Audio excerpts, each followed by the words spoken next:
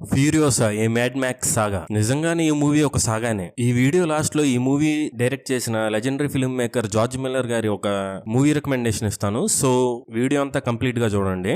ఈ ఫ్యూరియోసా అనే cinema mad max fury road మూవీకి ప్రీక్వెల్. అసలు ఈ ఫ్యూరియోసా అనే క్యారెక్టర్ సిటడెల్ కి ఎలా వచ్చింది, చిన్నప్పటి నుండి ఆమె ఎలాంటి సిచ్యువేషన్స్ చూసి ఎవాల్వ్ అయింది అనేది ఈ సినిమా కదా. మ్యాడ్ మ్యాక్స్ ఫ్యూరీ రోడ్ అనే cinema one of the greatest movie of the millennium అనే సంగతి అందరికీ తెలిసిందే. యాక్షన్ జానరాలో ఆ మూవీలో యాక్షన్ అంటే ఏదో పేరుకి యాక్షన్ సీన్సే కాదు, ఇంటర్నల్ గా మ్యాక్స్ అండ్ ఫ్యూరియస్ క్యారెక్టర్స్ కావాల్సిన రిడెంప్షన్, వాళ్ళు అండ్ ఈ లేడీస్ కలిసి చేసే రెబిలియన్, మ్యాక్స్ ని వెంటాడే గిల్ట్, వీళ్ళందరిని ఎలా అయినా పట్టుకోవాలని చూసే tyrant, survival, hope and we are not things అని చెప్పి ఒక రెబిలియన్ స్టేట్మెంట్ ఉంటుంది సినిమాలో. అందుకే అది one of the greatest action movie అయింది. ఇక ఈ ఫ్యూరియోసా సినిమా విషయానికి వచ్చేస్తే నాకు నచ్చిన ఎలిమెంట్ ఏంటంటే ఆ సినిమా బాగా హిట్ అయిందని చెప్పి సేమ్ ట్రీట్మెంట్ కాకుండా కంప్లీట్ ఒక డిఫరెంట్ గా ఈ సినిమాని ట్రీట్ చేశారు డైరెక్టర్. ఈ సినిమా జస్ట్ ఫ్యూరియోసా ఒక స్టోరీయే కాదు, this is the story of the waste land world. Post apocalyptic world లో ఓన్లీ సర్వైవల్ మాత్రమే ఒక ఇన్స్టింక్ట్ గా మిగిలిన ప్రపంచంలో ఆయిల్, బ్లడ్,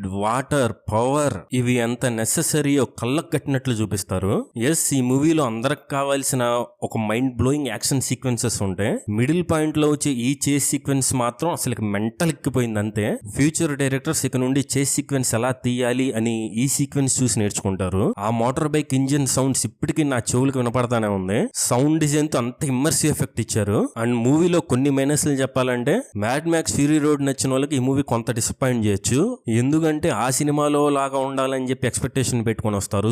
స్పీడ్ గా హై బ్యాక్గ్రౌండ్ మ్యూజిక్ ఇవన్నీ ఎక్స్పెక్ట్ చేసి వస్తారు. బట్ సినిమా స్లోగా వెళ్తుంది. నాకైతే ఇది పెద్ద మైనసే కాదు, నాకైతే చాలా నచ్చింది అలా. బట్ చాలా మందికి ఈ ఆస్పెక్ట్ నచ్చదు. ఆ ప్రపంచంలోకి ఇన్వాల్వ్ అవడానికి మనల్ని కొంచెం టైం తీసుకుంటారు డైరెక్టర్. బట్ నేను కొంచెం లాగింగ్ గా ఫీల్ అయింది సబ్ టెక్స్ట్, అంటే సర్వైవల్ అండ్ రివెంజ్. ఈ రెండు మాత్రమే మెయిన్ ఆస్పెక్ట్స్. సినిమాలో ఇంకో ఆసమ్ ఆస్పెక్ట్ ఏంటంటే క్రిస్ హెమ్స్వర్త్ యాక్టింగ్ అంతే. థార్ రోల్ ప్లే చేసి నేనే అంటే ఎవరు నమ్మరేమో, గెటప్ వల్ల కాదు, ఆయన బాడీ లాంగ్వేజ్, ఆయన వాయిస్, యాక్సెంట్ ఈ రోల్ కోసం కంప్లీట్ గా ట్విస్ట్ చేశారు. అండ్ సైలెంట్ హ్యూమర్ తో నవ్వించారు. అండ్ ఆల్సో మెంటల్ ఎక్కిచ్చేశారు పర్ఫార్మెన్స్ తో. వచ్చిన ప్రతి సీన్ లో అవుట్ అండ్ అవుట్ షో అంతే. సో సినిమా ఇష్టపడే వాళ్ళకి అండ్ యాక్షన్ మూవీ లవర్స్ కి ఈ మూవీ నచ్చుతుంది. సో అస్సలు మిస్ అవద్దు. లెజెండరీ డైరెక్టర్ జార్జ్ మిల్లర్ గారు ఇంకో సినిమా రికమెండేషన్ ఏంటంటే హ్యాపీ ఫీట్ యానిమేషన్ మూవీ. చాలా బాగుంటుందో చూడండి. ఇలాంటి కంటెంట్ కోసం మా ఛానల్ ని సబ్స్క్రైబ్ చేసుకోండి.